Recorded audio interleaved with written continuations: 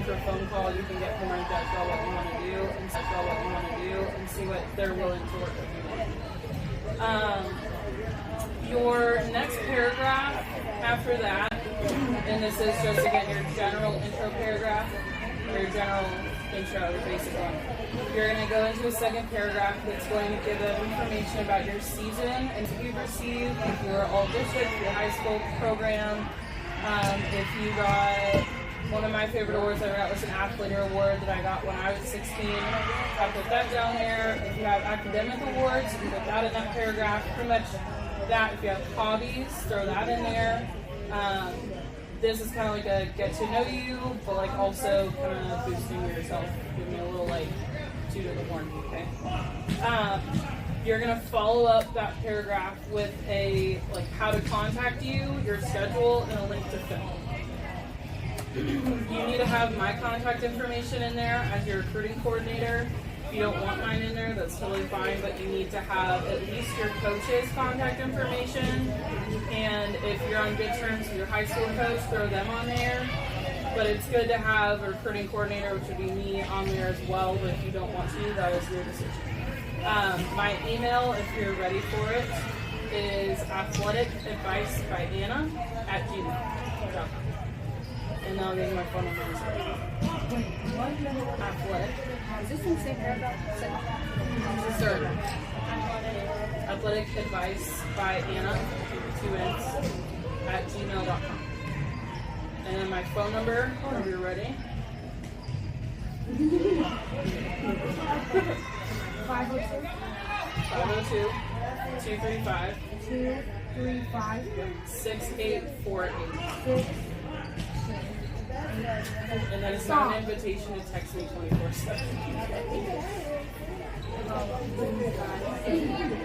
You text her on all your devices and your TV. Alright, everyone got my phone number and my email on there. Okay. When you're writing that last paragraph, you're going to put it in there of, like, I play for this team, these are my coaches, like, write it as a paragraph that you're really interested in getting to know them, you'd like to go through the process with them, kind of let them know your interest level.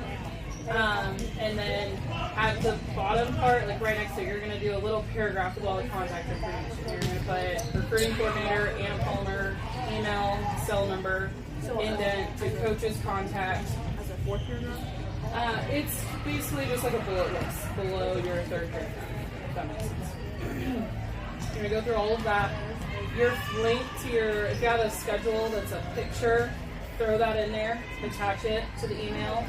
And then that's your season schedule, not your weekend schedule. It's your full season. And just take off the tournaments you've already played, and this is the remainder of your season. And then when you get to high school, you're going to put that schedule on there. Okay? But for right now, put that season schedule in there, and then you need to have a link to film. And I would put that probably actually above all the contact information, but wherever you put it is fine. And that is your basic intro email. This email, what you will do when you address the person is you will change the coach's name, you will address the head coach, and then you will copy all of the other coaches on staff, or you can just do the recruiting coordinator if there's one listed, and the head coach. Usually the recruiting coordinators are going to move around from program to program a lot more frequently than the head coaches, which is why I recommend copying the head coach or emailing both of them, if that makes sense. The recruiting coordinator is going to handle the majority of your contact, but if they move, you want the head coach to know that you've been in contact with the program, just in case they haven't been communicating well. Does that make sense? Okay. Now, put a little star after, if you have like notes in there that are in order, so like on here, after your first paragraph, put a star before the second one, or a note there, and then you're going to go to a new thing, and this is going to be the only addition you make to that email for your personal email. So make your life easy. Okay. The only change that you're making, no. Okay, so make a note that says personal intro email. So making a new note. No, you can keep it saying note on your phone. I'm just saying like This it's is not the second paper. intro email. She's just giving you the only thing. Personal intro email. personal intro email, okay? The only change that you're going to make from the basic intro to the personal is you're going to add a new second paragraph. So now you're going to have 4 paragraphs instead of 3. Okay, and it's going to be a second paragraph. In this paragraph, you're going to tell them why you want to go to their school, why you want to play for them as coaches, why you want to be a part of their program. This is not meant to go out to 100 different schools. This is meant to go to your dream school. And if you have like 10, 15 programs that you're super interested in attending and you have reasons why, you will do this for those schools. This can be time consuming, which is why it is your personal, your basic. You change the school name, you change the coach's name, you change your emailing, and you send it. Everything else can stay the same. Does that make sense? You're just adding a new second paragraph and pushing the original down to the third. Does that all make sense? Okay. These 2 emails, as soon as you're ready, can start going out tonight. They can go out tomorrow. They can go out whenever you want. Okay? But these need to get out as soon as possible. Basically, is a long story. You can start being contacted by Division 1 and Division 2 programs on June 15th. D3 and NAIA and JUCO can be contacting you now. So by contact, I don't mean like a letter of interest or a camp invite. I'm talking they can call you right now. And you can have phone calls scheduled a week from now. So if we're being open to all suggestions, we need to be emailing all branches and divisions within the volleyball community because everyone is someone's friend. I know a ton of colleges across the country. If I don't know someone, Dan does. If he doesn't, I know that Brian Jones on 15, so there's a ton of people. In addition to that, those colleges talk to each other. So if you're talking to, a good example of this would be my coach at Memphis just got fired in December. Anyway, the coach who just took over is coming from her school that she played at. So she played there, she took over the program, I think it's a D3. A D3 head coach is jumping to a D1 head coach. Does that make sense? That doesn't happen super frequently, but it is right now for Memphis. So with that in mind, you can't diss anybody because everybody knows someone. And if you want to have a connection with, let's say, Ohio State, let's say that coach leaves tomorrow, you may know the coach is coming in to take that job. You want to have a good relationship with everybody. That doesn't mean that you should spend a ton of time talking to a school that you don't like, because that's a waste of your time. But you do want to make sure that you are being open-minded and you're ending things on good terms. Right now, we don't want to end anything with anybody because we're just dipping our toe into the water. We want to get as many connections as we can and build those. But at some point, when they offer you and you're not interested, you need to let them know in advance and be upfront with them. If you're talking to a school that's in California and you want to go within a 6-hour drive time distance from home, you're wasting your time. And you need to let them know up front. Be like, I really like your school, but I really don't want to be that far away from home. They're going to respect that. They're probably still going to remember that they like you as a player. And then when they're talking to some coach in Indiana, they're probably going to talk about you to them. Because you left a good impression, you're mature in your communication with them, et cetera, et cetera, et cetera. Does all that make sense? Okay. Alright, so your third email is going to be the kind of schedule update. You are going to, and this can also be a weekend recap email, so you can kind of do a 2-for-1 special, that's fine, or you can send them separately. A weekend recap is, let's say you come back from tournament on Sunday, you send this email out on Monday, or you're sending it Sunday night on your way home. And you're letting them know how your team did over the weekend, maybe sending a 15 to 30 second highlight reel to them in this email to show them how you played over the weekend, and then you're done. You're just essentially trying to keep yourself and your name at the top of their inbox, okay? So it's not going to have a lot of content, but you're sending them video, and you're reminding them that you're there, and you're reminding them that you're interested. The schedule update email would be sent out on Wednesdays usually, which is usually when you're going to get your schedule. The later you wait to send it out, the more likely the colleges already have their schedules made for who they're going to watch and when over the weekend. they do make a schedule, and they do tend to stick to it. Very rarely will they make an adjustment over the weekend.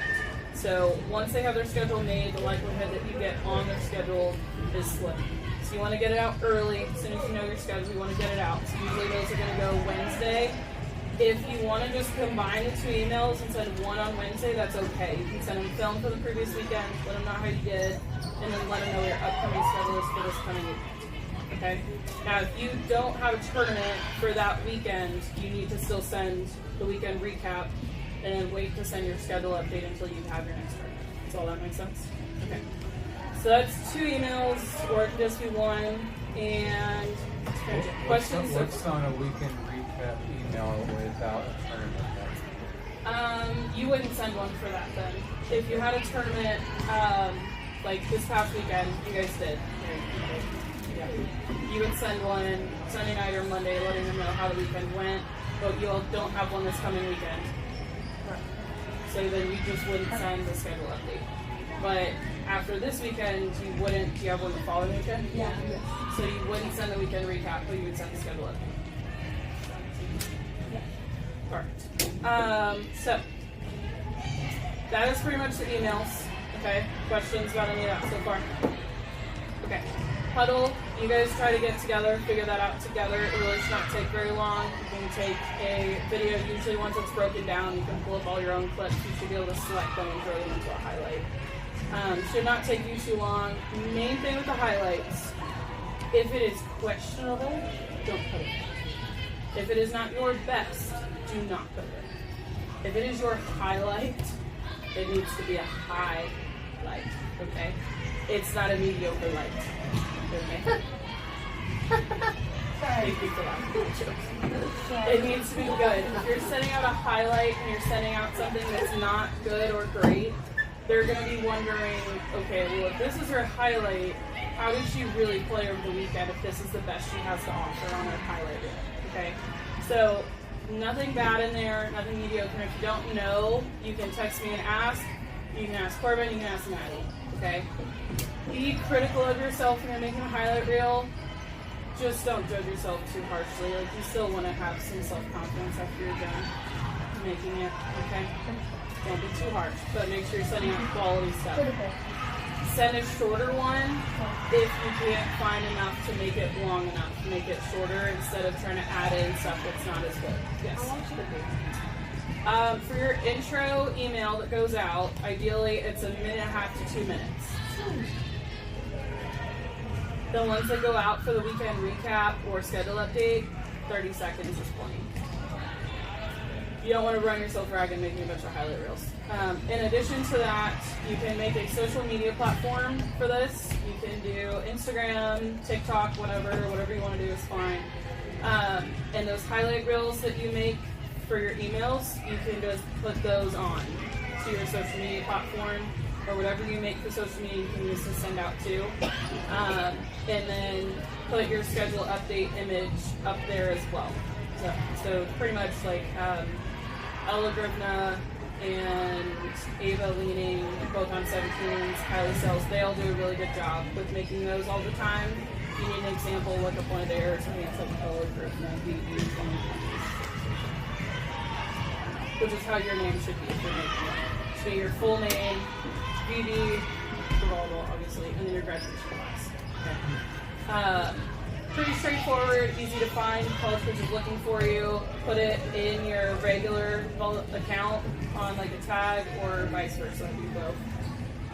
Just make sure you're keeping your social media clean if you do decide to tag yourself on there. Hopefully it's clean. I don't know, but we won't talk about that right now. Okay. After that, you need to make a profile on University Athlete. You guys familiar with this yet? Okay. University Athlete is the golden standard. It is free for you all, and the colleges are the ones that pay for it. You can pay for something on there, but you do not have to. Just do the thing. It's totally fine. When you see a college coach at a tournament and they're on their phone, 95% of the time they're on University Athlete. They're making notes under your profile.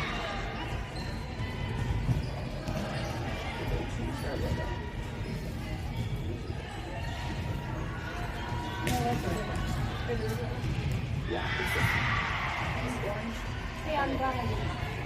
Good job. So download that, get a profile. You will need to go onto the NCAA website and get an NCAA eligibility ID number. Should not take you very long. You will need to have a link to your roster page on the website to make that eligible. So you can like fact check that you are playing where you say you're playing.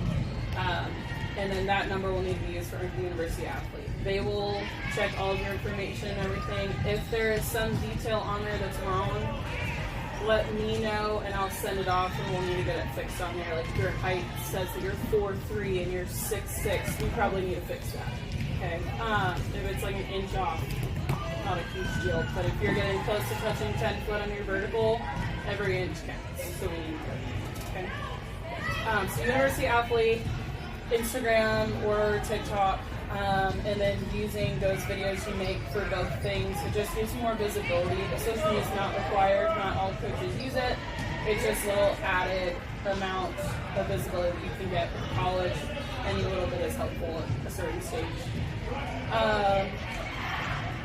Emails in general need to go out twice a week, really. Or at least once a week. If you're getting overwhelmed with schoolwork, do not worry about it. Just make sure that you did like one thing over the weekend to post a highlight reel and you can just send out, like make it easy. This is a cheat step. I don't recommend doing it all the time, but if you know you have an exam every single day during the week and you know you're not gonna have time to send out a bunch of emails, on your way home from a tournament, do your highlight reel, write a little blurb about it, tell them that you have an upcoming tournament, literally 5 sentences, enter your highlight reel. You have BCC, which is a blind carbon copy on an email, in case you didn't know that. My team didn't know that. Put all of the coach's emails that you're writing to in there. But dear coach is the header, and just send it off. If you really don't have time to make it more personally, one email at a time, and put dear Coach Palmer, dear Coach Greens, whatever, which should take you 15-20 seconds to each one, but if you really don't have time, you've got to get studying, you have a lot of homework to do, it's better to send something like that than nothing at all, so you're still staying in contact with them, okay? Just make sure that you don't literally say two, but then send it to 50 cards and stuff like that. Okay, so the last thing we're going to talk about is your target list. This is very important. Your target list is basically who you are interested in and who you're in contact with.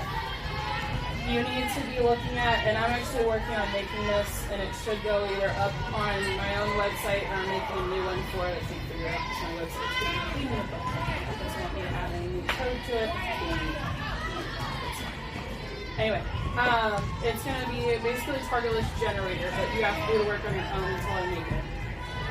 Things for you to consider when you are looking at colleges, and this creates your target list for you, is how far do you want to go from home? If you do not care, totally fine. I went to Seattle, Washington for my first school, and I transferred and then went to Memphis. It was really fun. But I wanted to get as far away from home as possible at the time. And then I regretted it. It's fine. Live anywhere. Location in general, if you only want to go to school in Florida, you only want to go to school in Florida. Look at schools in Florida. Don't bother looking at a school in Washington or Arizona, okay? Majors and level of education, if you want to go to an Ivy League school, you really need to be emailing Ivy League schools all the time. If you don't care, but you want to get a certain degree, you should look at schools that are good for your kind of degree. If you want to be a doctor, look at good schools that have great medical programs. Don't go looking at a school that has a great philosophy program. Okay. If you want to go to a really big school, you need to look at the size of the school, size of the program. If you want to go to a really big school like Auburn, focus your attention there. If you don't care, you want to go to a smaller school like Bellarmine, that's great too, but take that into consideration. If you like smaller class sizes, that lends itself to a smaller school size. Okay, if you do better, maybe you want to go to a big school, but academically you do better in a smaller class size, you need to be intelligent about making that kind of decision for yourself. Don't just say, oh, I want to go to the party school. Okay, well, what are you going to do when you're done partying? You need to have a job. You need to have a degree. You need to be able to take care of yourself and provide for yourself to have the kind of lifestyle that you want. So you make sure that you have a degree to fall back on, or something there. Like if you want to go really big programs, you can go and play pro. That's great too. You need to make sure you're getting where you need to be so that you have the life that you want to live later. Okay. If you want to go to a certain division, that's totally fine. Keep in mind that there are divisions that are better than others, sure, but it's not 100% accurate. There's a D3 program that has beaten a number of Division I programs. There is overlap. The higher ranking D2 schools will usually be better than the bottom third of Division I programs, say for D2 to D3 and NAIA. But it's not to say that a D3 program isn't recruiting Division I level kids because they have a great program for something in particular, and those kids know that they're not going to be able to get that kind of degree at a D1 program. They need to go D3 to go to that school, and then they end up way better than D1 programs. It's a thing. So make sure you do your homework. If you want a particular conference, that's fine too. Take into consideration level of play and competition. Again, like we just talked about, that does not go hand in hand with division or conference. Do your homework. Watch video of them play. That's helpful. Facilities and campus. I took a tour to one school. I won't tell you who it is because they're way better now, so I'm going to prejudge and you're always praying for that. My favorite thing about the visit was the fact that they had pellet ice in the workout room. Very shallow of me. Well, it also tells you how bad the rest of the place was. So keep that in mind. Know your priorities. Know what you want. If you want a volleyball-specific facility for volleyball only that no one else gets to use, Memphis has that. It's the only reason why I went there, because I didn't have to worry about having to share time with basketball. It's a huge advantage. If you want to have a specific trainer that's only with volleyball, it's very unlikely you're going to get that. But that can be a question when you want to visit. How many programs does the athletic trainer work with? Do they have to help with football? Do they help with every program? Or do they just have 2 or 3? So you know what kind of priority you're going to have if you end up hurt or when you're doing rehab. If you have any kind of learning difference, like ADHD, I have that, anxiety, whatever. Don't look at me. Any kind of thing that you may need accommodations for, you need to be looking at how does that school help provide for you as someone that needs those accommodations. It was a very serious conversation. Seattle did not provide any accommodations whatsoever. Memphis provided very effectively for me. I did not do well at Seattle for a variety of reasons. Being so far from home was one of them. Not having any friends out there was another one. Not having any accommodations at school was another one. And the fact that they hated student athletes. It was a big problem. So teachers weren't accommodating to help me at all. If I was going to have an assignment that would turn in a day late, they didn't care. I had to have it turned in before I left, even if I'd just done a test and exam. We had no time to study for what I needed to have turned in before I left town. So keep that in mind. Look at if they have accommodations for what you need help with. And if it's not something like that, but you need to have a counselor, look at if they have a counseling program on campus. Or if you have to go see someone an hour away. Does that make sense? Does all that make sense? Okay. If you're interested in having NIL deals, name, image, and likeness, you need to look at what kind of deals players on their program have. If they get thousands of dollars, if they get a couple of dollars. You also need to consider that the bigger that you're following on social media is, the more likely it is that you're going to have more money provided to you because you're going to be able to reach more people. I'm not saying spend a ton of time on social media trying to get a big following, but I am just letting you know.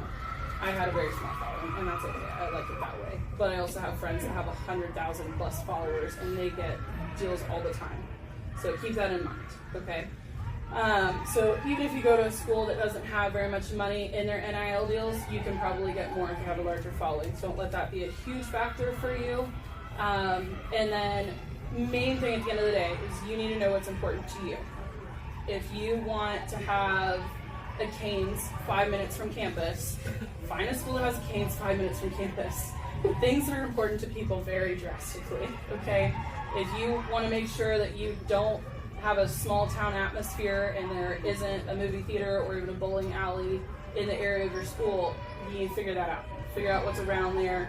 Make sure it's important to you. If you want to make sure there are lots of other student athletes, make sure that it's a slightly bigger program in school. If a football program is a big deal to you, make sure the program has a football program, or you can go to Transy, which doesn't have one, but they're 15 minutes from UK, which does have one. And the student benefits you get at Transy sometimes will apply to things at UK. So that is something else to consider. So usually there's a lot of wiggle room there. Main thing is that you guys need to know what's important to you, and you need to not get taken advantage of.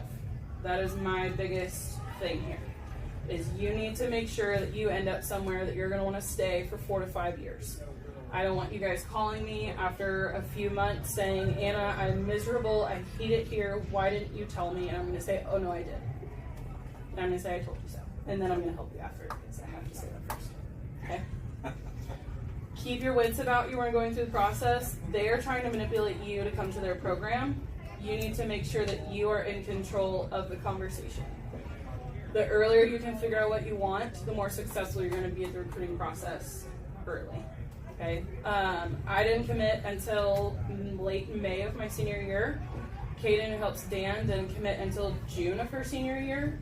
You can commit pretty much whenever you want after June 15th. Well, you have to wait until August or September. So between then and graduating from high school, you have whenever you want to decide to commit. You have 2 years, starting, actually 2.5, starting now, okay? It is never too late. It's also never too early. You just don't want to get bogged down early. So all of this can sound fairly overwhelming right now, but the things you need to remember to focus on coming out of this meeting is you need to get your university athlete profile up. You need to formulate your emails, make sure those are written, and I would start this weekend with trying to get them out, just because you don't have anything this weekend. So take advantage of the free time, write your emails, university athlete, get some free profiles up there, make your, one last thing about emails, make a volleyball specific email account. So mine would be Anna Palmer BD 2020, 27? Yes.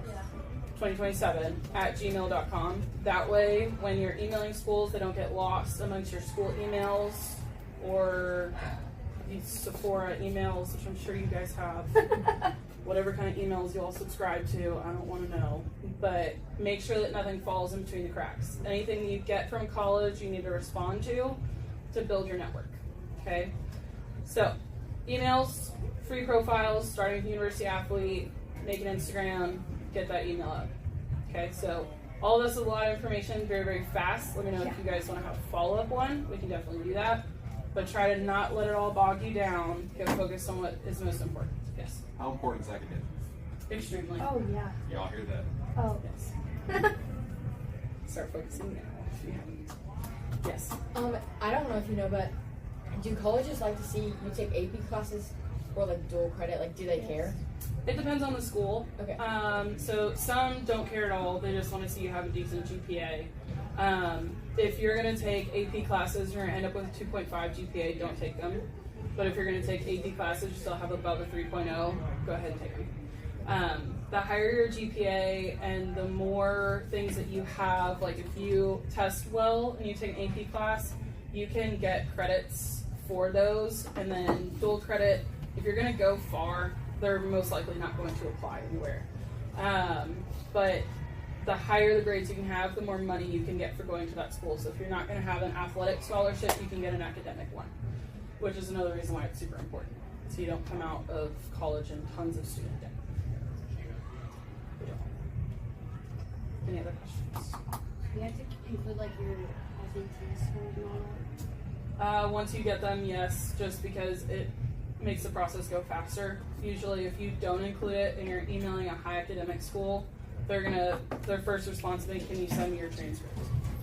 That's another thing. If you're looking at high academic schools like Ivy League or whatever, I know that like UChicago is high academic and they're not Ivy League, but the first thing they request is a transcript. So just go ahead and add it if you have one. If you don't have one and or it's not pretty, don't include it.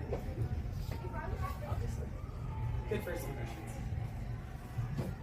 That's another way to kind of manipulate the system to your benefit. Do you have a website or somewhere where like some like templates of what some of these described emails are, or is this all? I do have a website, but those templates are not up there yet. Okay, and how would you, I know AI writing is kind of a new thing. These are all, should all be like original compositions I would versus. recommend it. Yeah. ChatGPT. Yep. Your emails. Well, Oh, please actually. don't. But I like, can read it. I can tell it's ChatGPT. It's like its own language. Like Right, Spanish. that's I read it what so you know much. from I'm Mava. like, that's ChatGPT. I can tell. any other questions? He knows. Can we like text you if our email's good before we like send it? Sure. Anything else? Yeah, wait a minute. All right. Just let me know if you have any other questions. Have good practice. We'll Thank you. start in about 5 minutes. Okay. You're gonna be going then. Thank you. You are welcome. We don't start to Oh, awesome. If you ever have questions about Okay. the world, Okay. Yeah. Yeah. Recruiting some of this stuff. Hey, you do that. Okay. Yeah. No, that's my dad. I don't know where all of them apply. Like, I got it. If in a certain program it doesn't apply other places. Where did you put it? I gave it to you. Did you? Italian academic schools, like in Chicago, they'll